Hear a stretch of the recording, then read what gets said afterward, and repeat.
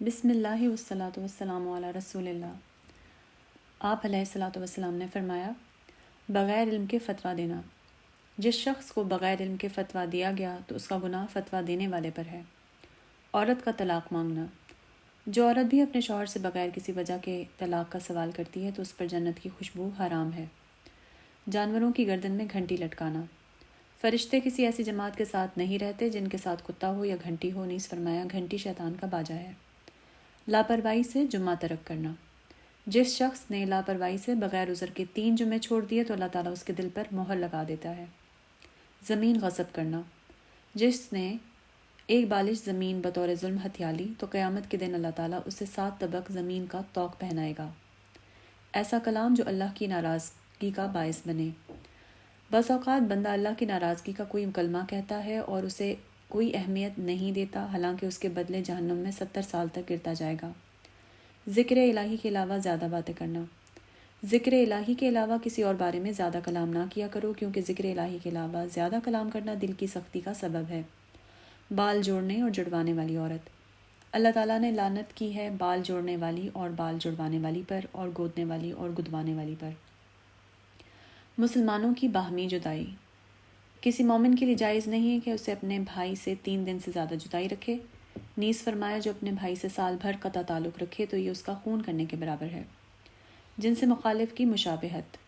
اللہ کے رسول علیہ الصلاۃ والسلام نے لعنت کی ہے ان عورتوں پر جو مردوں کی مشابہت اختیار کرتی ہیں اور ان مردوں پر جو عورتوں کی مشابہت اختیار کرتے ہیں۔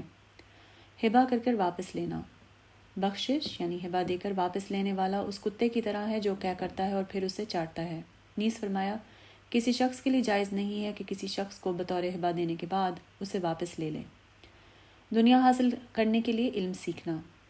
وہ شخص جو علم جس کے حصول سے رضا الہی مقصود ہوتی ہے اس لیے حاصل کرتا ہے کہ دنیا کا کچھ سامان حاصل کرے تو وہ شخص قیامت کے دن جنت کی خوشبو بھی نہ پائے گا۔ حرام چیزوں کو دیکھنا۔ آدم کے بیٹے پر اس کے زنا کا حصہ لکھا جا چکا ہے جسے وہ لامحالہ پانے والا ہے، چنانچہ دونوں آنکھوں کا زنا دیکھنا ہے، دونوں کانوں کا زنا سننا ہے، زبان کا زنا بات کرنا ہے اور ہاتھ کا زنا پکڑنا ہے۔ دل تو خواہش و تمنا کرتا ہے اور شرمگاہ اس کی تصدیق یا تکذیب کرتی ہے۔ اجنبی عورت کے ساتھ تنہائی۔ تم میں سے کوئی شخص کسی عورت کے ساتھ تنہائی اختیار نہ کرے کیونکہ شیطان دونوں کا تیسرا ہوتا ہے۔ بغیر ولی کے عورت کا شادی کرنا۔ جو عورت بھی ولی کی اجازت کے بغیر نکاح کرتی ہے تو اس کا نکاح باطل ہے، باطل ہے، باطل ہے۔ نکاح شغار وٹا سٹا کی شادی۔ اللہ کے رسول علیہ الصلوۃ والسلام نے نکاح شغار سے منع کیا ہے۔ نکاح شغار یہ ہے کہ ایک مرد کسی دوسری کی لڑکی سے شادی کرے اور اس شرط پہ کرے کہ اس کی شادی اپنی لڑکی سے کرے گا اور دونوں کے درمیان کوئی مہر نہ ہو۔ لوگوں کو راضی کرنے کے لیے کوئی عمل کرنا۔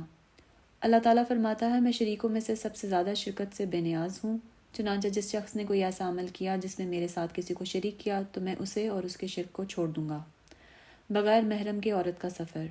کسی عورت کے لیے جو اللہ اور یوم آخرت پر ایمان رکھتی ہو جائز نہیں ہے کہ بغیر محرم کے 1 دن کا سفر کرے۔ نوحہ اور ماتم کرنا۔ جس کا نوحہ کیا گیا اسے نوحے کی وجہ سے قیامت کے دن عذاب دیا جائے گا۔ نیز اللہ کے رسول علیہ الصلوۃ والسلام نے نوحہ کرنے والی اور نوحہ سننے والی عورت پر لعنت بھیجی ہے۔ نمازیوں کو تکلیف دینا۔ جس شخص نے پیاز، لہسن اور گندنا کھایا وہ ہماری مسجد کے قریب نہ آئے، کیونکہ جس چیز سے انسانوں کو تکلیف ہوتی ہے اس سے فرشتوں کو بھی تکلیف ہوتی ہے۔